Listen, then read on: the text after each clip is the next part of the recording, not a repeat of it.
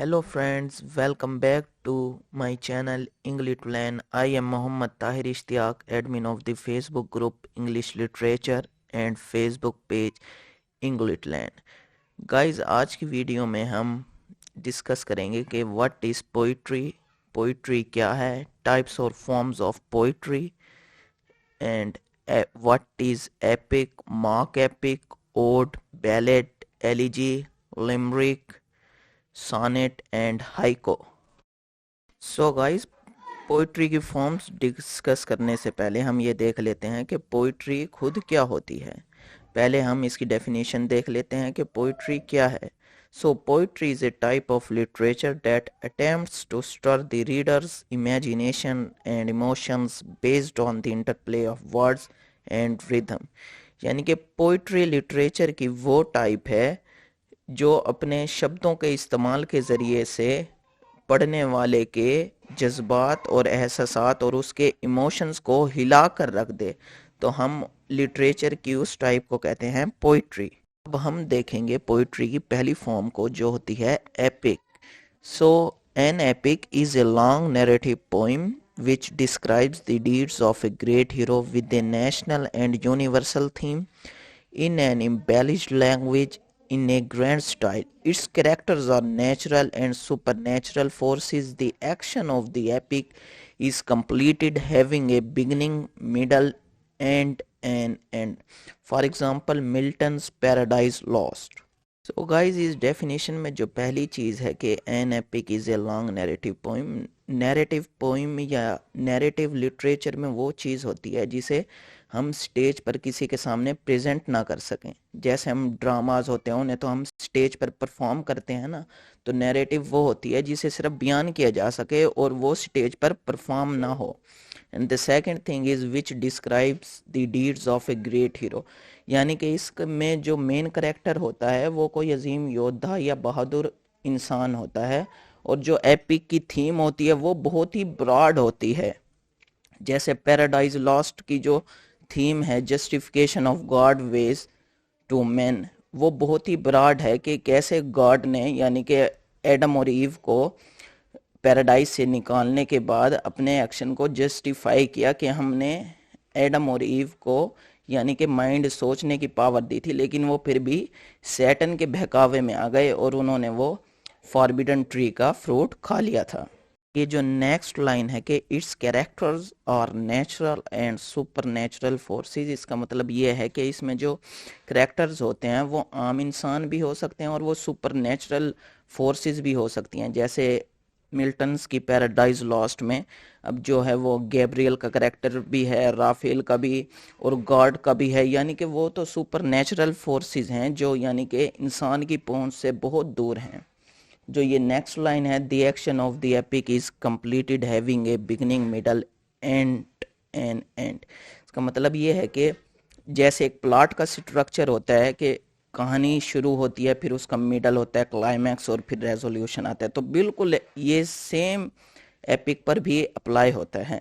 लेकिन जो एपिक है ना वो ज़्यादातर अपनी स्टोरी के मिडल से शुरू होती है, फिर बाद में हमें बताया जाता है कि इससे पहले क्या हुआ, और फिर रेजोल्यूशन की तरफ ये चली जाती है। और जो एपिक की मिसालें हैं उनमें रामायण भी है, महाभारत भी है, और महाभारत जो है वो दुनिया की सबसे बड़ी एपिक पोइम है। तो हमारे पास जो नेक्स्ट फॉर्म ऑफ पोइट्री है वो है मॉक एपिक।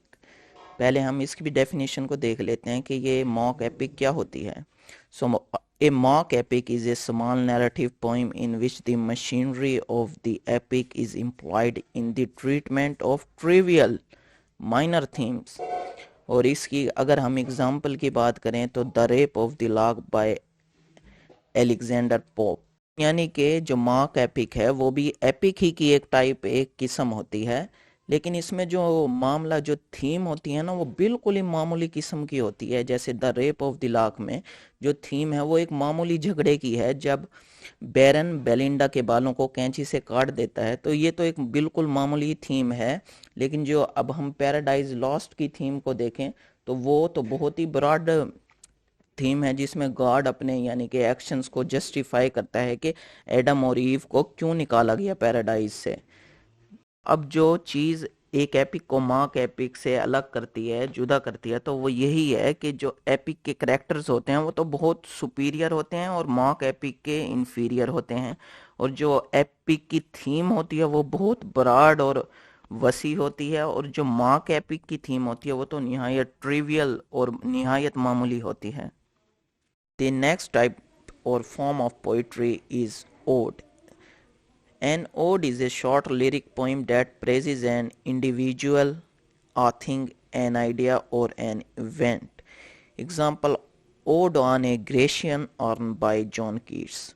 यानी कि ओड एक ऐसी किस्म होती है पोइट्री की जिसमें एक शायर या कवि किसी भी एक चीज़ को, चाहे वो जानदार हो या बेजान हो, उसकी तारीफ में कुछ कहता है। जैसे कीट्स एक जार को देखता है, उस पर मुख्तलिफ नक्श बने होते हैं, तस्वीरें बनी होती हैं, तो वो जार की तारीफ करता है और उसको कहता है कि तुम तो हमेशा रहोगे, इंसानों की नस्लें तो वक्त के साथ आती रहेंगी और ख़त्म होती रहेंगी, लेकिन तुम हर दुख सुख में रहोगे और हमेशा ऐसे ही खूबसूरत रहोगे। तुम्हारी जो खूबसूरती है वो हमेशा रहने वाली है।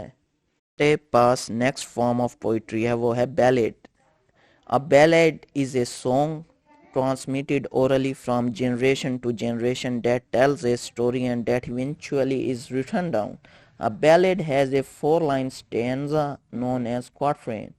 अगर हम इसकी एग्जाम्पल देखें तो La Belle Dame sans Merci by Keats, यानी कि ये एक ऐसा सॉन्ग होता है जो यानी कि नस्ल हाँ नस्ल से ओरली, यानी कि रिटर्न फॉर्म में ना हो, बल्कि ओरली चला आ रहा हो कि किसी ने अपने बड़ों से सुना, फिर उन्होंने अपने बच्चों को, फिर उन्होंने अपने बच्चों को सुनाया और फिर बाद में आकर लिखा गया, तो उसको ऐसे सॉन्ग को हम कहेंगे बैलिड। और इस बैलिड के अंदर एक कहानी होती है जो कि बयान की जाती है। इसमें जो होती है ना, इसके जो स्टैंजास होते हैं वो होते हैं क्वार्ट्रेन, यानी कि 4 लाइन होती हैं एक स्टैंजा के अंदर। Next form of poetry is elegy. An elegy is a poem mourning someone's death is known as an elegy. यानी कि वो नज़म जिसमें हम किसी के यानी कि मौत का, उसके फोत होने का जिक्र करें तो उसको हम कहते हैं एलिजी। यानी कि एलिजी किसी की मौत पर कही जाने वाली नज़म है। अब इसकी हम एग्जांपल देखें तो Lycidas bye John Milton. John Milton ने ये एलिजी लिखी थी। उसका एक दोस्त था किंग एडवर्ड, जो आयरिश सी में डूब कर मर गया था, तो उस अपने दोस्त की याद में जॉन मिल्टन ने लिसिडस को लिखा था। अब हम डिस्कस करते हैं कि लिमरिक क्या होती है। A limerick is a 5-line poem that consists of a single stanza and whose subject is a short pithy tale। यानी कि लिमरिक जो होती है वो ऐसी पोइम होती है कि जिसमें सिर्फ 5 लाइन्स होती हैं, एक ही स्टैंजा होता है जिसके अंदर 5 लाइन्स होती हैं, और यानी कि जिसका मकसद किसी बामानी वाक्य यानी कि किसी अहम वाक्य को उजागर करना होता है। अब जो पोइट्री की एक और फॉर्म है उसको हम कहते हैं हाइको। हाइको एक ऐसी पोइम होती है जो जापान से यानी कि जिसकी शुरुआत हुई, और इसमें 3 लाइनें होती हैं। पहली लाइन जो होती है उसमें 5 सिलेबल्स होते हैं, दूसरी लाइन में 7 और तीसरी में फिर से एक बार फिर से 5 सिलेबल्स होते हैं। अब आपको सिलेबल्स तो पता है कि यानी कि जब हम किसी वर्ड या वर्ड्स को प्रोनाउंस करते हैं तो उसको मुख्तलिफ सेक्शंस में हम डिवाइड करते हैं। जैसे एक वर्ड है इनफर्नो, अब इसमें 3 सिलेबल्स हैं, यानी कि आपको समझ आ गया है ना कि हाइको क्या है और सिलेबल्स क्या होते हैं। गाइस अब हम पोइट्री की लास्ट फॉर्म को देख लेते हैं जो कि सोनेट है। कि सोनेट क्या है? A sonnet is a 40-line poem typically concerning the topic of love. यानी कि सोनेट में 14 लाइंस होती हैं और इसका जो टॉपिक होता है वो लव होता है। इसकी एग्जांपल हम देखें तो bright star by Keats. Guys अब हम नेक्स्ट स्लाइड्स में जो है वो डिस्कस करेंगे कि इटालियन सोनेट और एलिजाबेथन सोनेट में क्या फ़र्क है और ये क्या होते हैं। हम शेक्सपियरियन सोनेट को देख लेते हैं कि शेक्सपियरियन सोनेट क्या होता है। तो शेक्सपियरियन सोनेट को हम इंग्लिश सोनेट या एलिजाबेथन सोनेट भी कहते हैं। Shakespearean sonnet has an iambic pentameter and consists of 14 lines with a rhyme scheme of AB AB CD CD EF EF GG and it contains 3 quatrain and 1 couplet। यानी कि अब इसमें जो देखने वाली चीज़ है वो है कि iambic pentameter क्या होता है। iambic pentameter वो होता है, कोई भी पोइट्री की लाइन होती है या ड्रामाज में ये इस्तेमाल होता है, तो ये iambic pentameter वो है कि इसमें 10 सिलेबल्स होते हैं, जिसमें एक अनस्ट्रेस्ड सिलेबल एक स्ट्रेस्ड सिलेबल के बाद आता है।